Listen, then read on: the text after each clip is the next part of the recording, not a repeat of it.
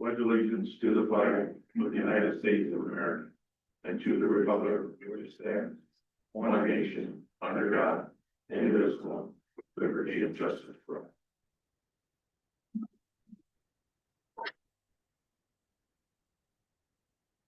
I'll entertain a motion to approve the agenda. So moved. We have a motion. We get a second. Second. Motion second, approve the agenda. All in favor, signify by saying aye. Aye. Opposed? Carried. Justin? Mr. Chairman, this is a continuation of prior meetings, which have been closed pursuant to Minnesota Statute 13D.05 subdivision 2, paren B, which provides that a public body shall close one or more meetings for preliminary consideration of allegations or charges against an individual subject to its authority. The members conclude that discipline of any nature may be warranted as a result of those specific charges or allegations. Further meetings or hearings relating to those specific charges or allegations held after that conclusion is reached must be open. A meeting must be open at the request of the individual who is the subject of the meeting. I did receive communication both directly and through counsel that Mr. Merrick chooses to have the meeting open, but I do want to confirm that. Yes. Okay.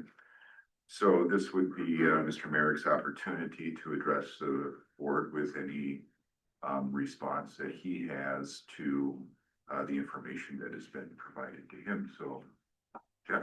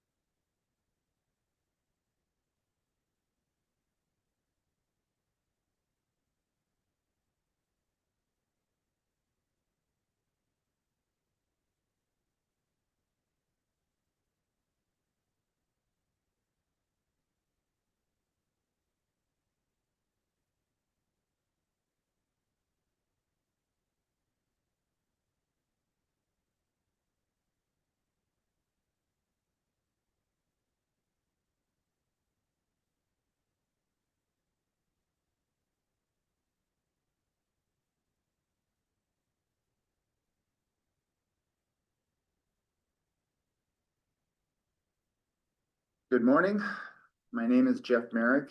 In 2012, I was hired as the county facilities manager. I have been proud to serve in that role for 13 years. The facility management department's purpose is to provide a safe, clean, comfortable, and well-maintained environment for everyone in Grant County. For as long as I've been here, this has been achieved by employing a two-person team, myself as facilities manager and a building maintenance worker.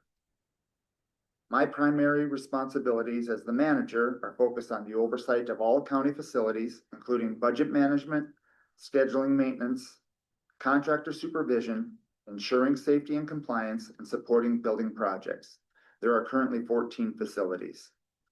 The focus of the building maintenance worker has been cleaning the courthouse and maintaining the grounds of the courthouse and 3 other county buildings. This situation changed dramatically in February with the building maintenance worker's retirement. What I wasn't told then was that going forward, I would be expected to absorb all of the building maintenance worker's full-time duties in addition to my own. Also unsaid was that my job performance would be evaluated on this doubled workload. Believing the staffing shortage to be temporary, and assuming that the responsibilities of the building maintenance worker would soon be addressed, I made the decision to prioritize my facility manager duties while covering only the most critical building maintenance worker tasks. This was intended only as a short-term solution. While this was all happening, I was in the middle of several one-time special remodeling and relocation projects. Alongside these projects, I continued to fulfill my other responsibilities, including responding to staff requests I receive every day. So my work days were full even before the building maintenance worker's departure. After weeks of working extra hours, I was tired. It was a relief then to be invited to the April 4th Personnel Committee meeting because I thought the meeting was to discuss what to do in light of the building maintenance worker's retirement. I was shocked to instead be handed a notice of disciplinary action that stated that I had been placed on a performance improvement plan, particularly since all the listed performance items were for unsatisfactory completion of cleaning tasks that had been the responsibility of the building maintenance worker. We are all in agreement that since the retirement, the cleaning responsibilities of the building maintenance worker were not being addressed in full. I also agree that every item listed on the performance improvement plan is important. I simply do not have the capacity to be the building maintenance worker while also fulfilling my full-time responsibilities as facilities manager. Despite my shock at having been placed on a performance improvement plan, I've worked hard to address the performance expectations. I believe I've met 7 of the 11 tasks. I deem the remainder less urgent when compared to the other facilities management responsibilities that I was juggling. I apologize for any shortcomings of the maintenance schedule that I provided. When I submitted it, I expected it to be used as a reference during the upcoming personnel committee meeting, where I could make clarifications and add detail. Stated simply, I have successfully executed the responsibilities of facilities manager for over a decade. The current challenges are a direct consequence of being overtasked due to a reduced staff. My years as a facilities manager have been rewarding, and I would like to remain in this role. However, it's not possible for me to be successful if I'm expected to perform the duties of 2 jobs that were designed as distinct full-time positions working in tandem. I appreciate the Board of Commissioners' willingness to hear this statement and look forward to continued conversation.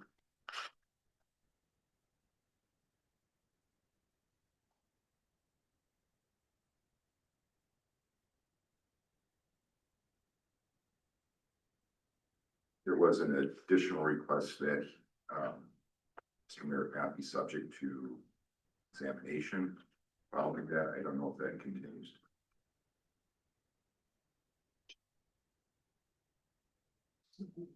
Could you repeat that? I didn't quite hear that. Council indicated that he didn't expect that there would be questions of the board, Mr. Mayor.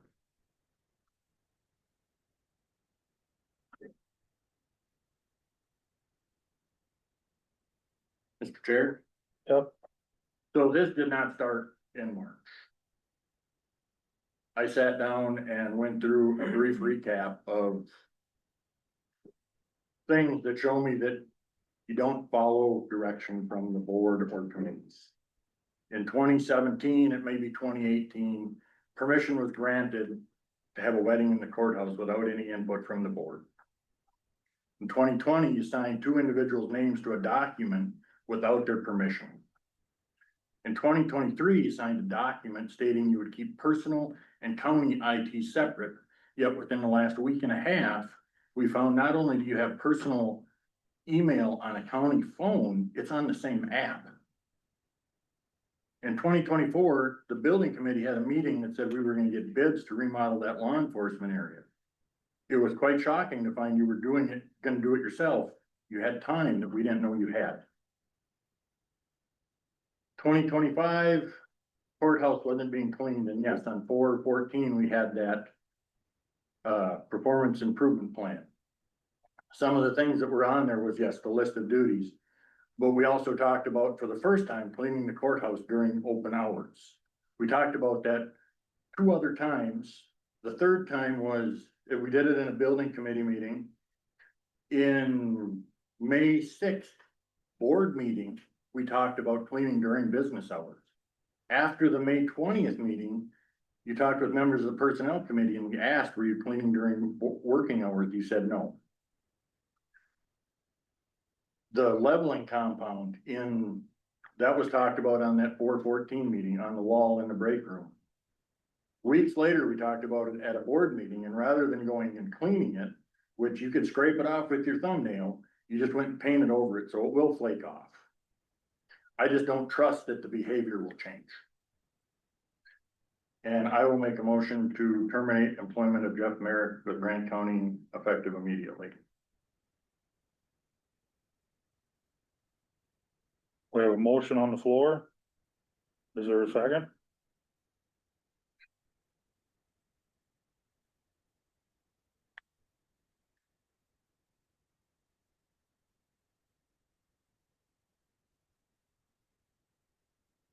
We have a motion on the floor. Is there a second? I'll second that motion. We have a motion and a second. Any more discussion? I'd like to talk here a little bit. You know, you guys, as far as commissioners, you know, you're not living in this town. So you're not seeing the day-to-day operations that currently that Jeff had been doing. And the job that he'd been doing and running from one thing to the next. Put it to you this way, in my opinion, there ain't a one of us sitting up here that could do the job that he's doing, nor would you. And in my opinion, there should be some revisitation of certain county policies. When you got an employee that there are certain things that maybe get overlooked because we are busy and everybody's got an agenda. And I have to believe that Jeff has fulfilled his duties as an employee and as a facilities manager. And we took bids to figure out in the process if it was cheaper to hire done, and you guys know that the bids come in higher than to hire somebody to help him out. Well, there's a lot going on and we got a lot of things that are happening in the county here as a whole. With facilities and where we're headed and construction and, you know, the incidentals that pop up every now and then. That Jeff has taken care of and we haven't had to deal with it. And before he was hired, I seen what was going on and there was a lot of things that were left undone just because we didn't have a building facilities manager. So where I'm at with this whole thing is I'm not a big fan of, you know, flushing good employees that have really put their heart and soul into their jobs. And that's what I got to say. Any more discussion? I'd like to add something. So we establish policy and ordinances and guidelines to protect the resources of our county. Normally, when they're established, there are times that not like this. And they're there for a reason. I think it's important to understand that when you establish policies, ordinance, or guidelines, it's also the obligation to enforce them when it's not comfortable. Because the protecting the resources and establishing policies, ordinances, and guidelines is one of our jobs.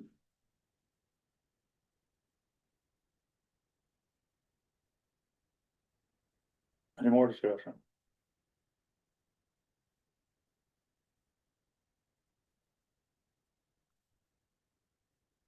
Okay, we'll vote. We're gonna vote by roll call.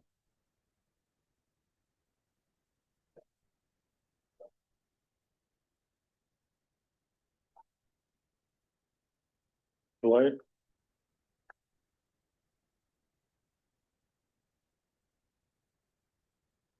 you're in favor of the motion, signify by saying yes. If not, say no. Yes. Kenny? Yes. Bill? No, Troy? Yes. Doyle? Yes. Motion carries.